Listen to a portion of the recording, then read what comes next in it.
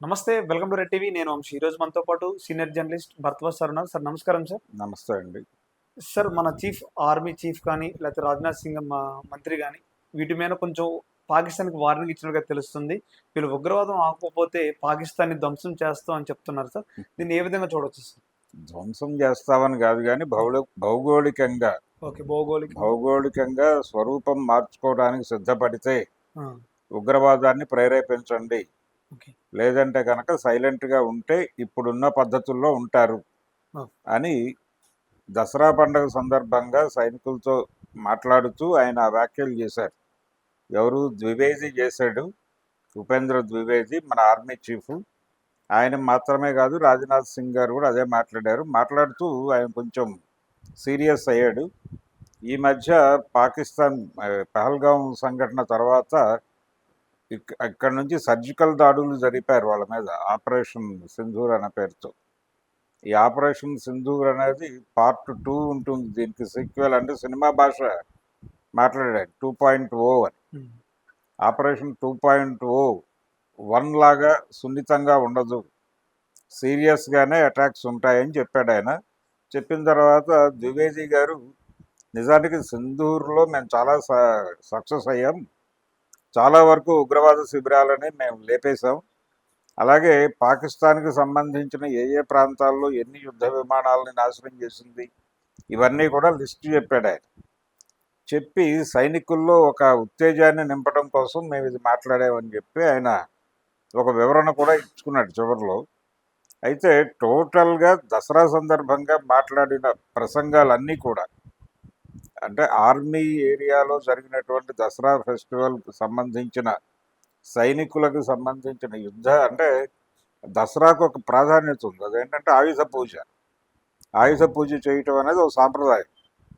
ఆయుధాలకు పూజ సందర్భంగా జరిపినటువంటి ఉపన్యాసాలు అనుకుంటే ఇవన్నీ ఆయుధాలు అంటే భారతదేశం ఆయుధ పూజ చేసిన తర్వాత ఎవరి మీద ప్రయోగిస్తుంది, ఎవరి మీద ప్రయోగించడానికి ఇక్కడ ఆయుధాలు కొనుగోలు చేస్తున్నారు, ఆయుధాలకు పూజ చేస్తున్నారు అనేది కీలక అంశం. పాకిస్తాన్ టార్గెట్గా ఇక్కడ ఆయుధాల కొనుగోలు కానీ ఆయుధ పూజలు కానీ జరుగుతాయి అనేది జనరల్గా అందరికీ తెలిసిన విషయమే. దాన్ని మరొకసారి వీళ్ళు ప్రపంచం దృష్టికి తెచ్చారు. పాకిస్తాన్ కవ్వింపు చర్యలు ఏవైనా ఉన్నాయా ఇటీవల కాలంలో అంటే, పహల్గావ్ తర్వాత కొంత కట్టడిలోనే ఉంది పరిస్థితి. అడపాదడపా కాశ్మీర్లో జొరబాట్లు, వాళ్ళ మీద దాడులు, వాళ్ళు వీళ్ళ మీద దాడులు అవి జరుగుతూ ఉంటాయి, చెదురుమదురు సంఘటనలు. కానీ ఈసారి భౌగోళిక స్వరూపం మార్చుకోవాల్సి వస్తుందంటే పాక్ ఆక్రమిత కాశ్మీర్ని తిరిగి తీసుకొచ్చేస్తాం లాంటి వార్నింగ్ ఏదైనా ఇస్తున్నాడు ఆయన.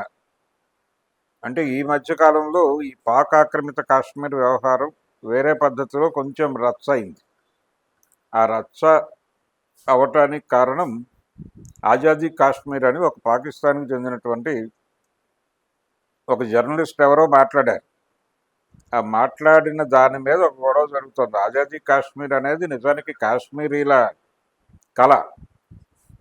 భారత్లోనూ లేకపోతే పాకిస్తాన్తోనూ సంబంధం లేకుండా మేము కాశ్మీర్ ప్రజలం, కాశ్మీరీలుగా మా కాశ్మీర్ని మేము పరిపాలించుకుంటాం, పాకిస్తాన్ చొరబాటు కానీ లేకపోతే ఇండియా చొరబాటు కానీ మాకు అక్కర్లేదు అని చాలా కాలంగా ఆ డిమాండ్ ఉంది అక్కడ.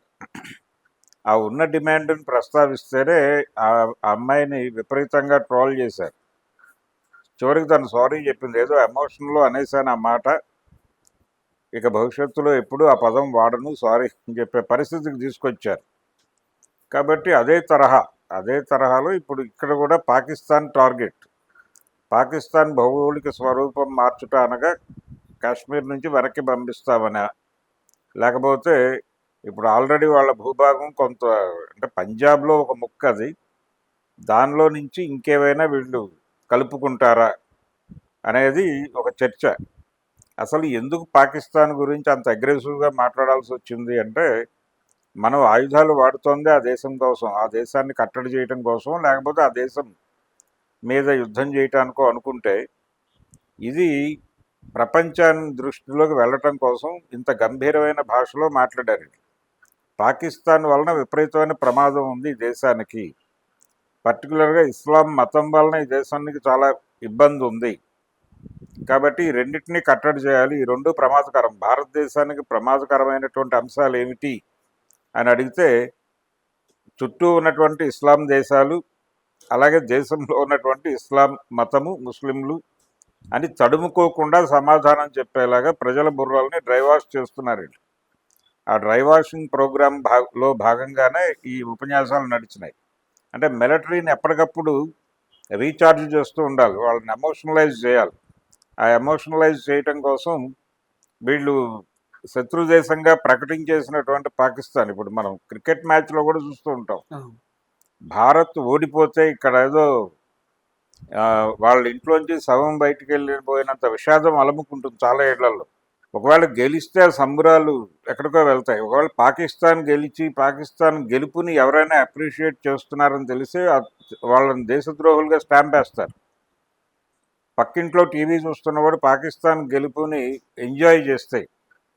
అద్భుతమైన షాట్ కొట్టాడు, నిజానికి అవసరమైన షాటు, ఆ టైంలో ఆ షాట్ కొట్టడం వలన ఈ మ్యాచ్ గెలిచారు, అద్భుతం అని ఎవరైనా మాట్లాడితే ఆ క్రీడ వరకు పరిమితమై మాట్లాడినా వాడిని ఇమ్మీడియట్గా దేశద్రోహిగా స్టాంప్ వేసేసి దేశద్రోహుల ఖాతాలో వాళ్ళని ఏం చేయాలో అది చేసే పరిస్థితి ఉంది దేశవ్యాప్తంగా. అంటే టార్గెట్ చేసి ఆ రోజు తర్వాత రోజు ఆయన కొడతారు ఎక్కడో చోట. ఆ లెవెల్ గొడవలు జరిగినటువంటి చరిత్ర ఉంది హైదరాబాద్లోని. అందుకని ఈ యాంటీ పాకిస్తాన్, యాంటీ ముస్లిం ట్రెండ్ని ప్రమోట్ చేసి జనాల్ని ఎమోషనలైజ్ చేసి పక్క దేశం మీద శత్రుపూరితమైనటువంటి వైఖరితో జనాలందరూ ఉండేందుకు గాను ఉండటం అనే ప్రోగ్రాంలో భాగంగా, ఉంచటం అనే ప్రోగ్రాంలో భాగంగా రాజ్నాథ్ సింగ్, ద్వివేది వీళ్ళిద్దరూ కూడా రెచ్చిపోయి ప్రసంగాలు చేశారు అనేది వాస్తవం. అంటే విద్వేషాన్ని రెచ్చగొట్టడం, ఇరుగు పొరుగు దేశాల మధ్య విద్వేషాన్ని రెచ్చగొట్టడం, దాంతోపాటు దేశంలో ఉన్నటువంటి ఒక ప్రధాన కమ్యూనిటీని, ఒక తోటి సోదరులుగా మెలుగుతున్నటువంటి ఒక సమూహాన్ని, ఒక మత సమూహాన్ని టార్గెట్ చేసి మాట్లాడటం, వాళ్ళని టెర్రరైజ్ చేయటం, భయపెట్టడం, లొంగ తీసుకోవటం, ఈ ప్రోగ్రాంలో భాగంగానే ఈ అగ్రెసివ్ స్పీచెస్ అన్ని నడిచినాయి. కాబట్టి ఇలాంటి ఉపన్యాసాలు చెప్పటము, ఇలాంటి అంటే దీనికంటే కూడా ఇంకా అంటే పాకిస్తాన్ అని టార్గెటెడ్గా మాట్లాడక్కర్లేదు.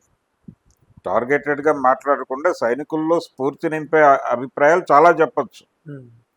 అది మానేసి కేవలం పాకిస్తాన్కి వ్యతిరేకంగానే మనం పోరాడుతున్నాం, పాకిస్తాన్ని ఏ క్షణమైనా ఏవైనా చేయటానికి మనం సిద్ధంగా ఉండాలనే రొటీన్ గోల అక్కడ కూడా మాట్లాడారు వాళ్ళు. అంతకు మించి ప్రత్యేకత ఏం లేదు. ఈరోజో రేపో పాకిస్తాన్కి ఏదో ముప్పు ఉంది, వీళ్ళు వెళ్ళి దాడేదో చేయబోతున్నారని అనుకోనక్కర్లేదు. ఇది బెదిరింపులే. అంటే ఆ సింధూర్ ఆపరేషన్ అప్పుడు ట్రంప్ గారు ఫోన్ చేసేసరికి ఆగింది అది.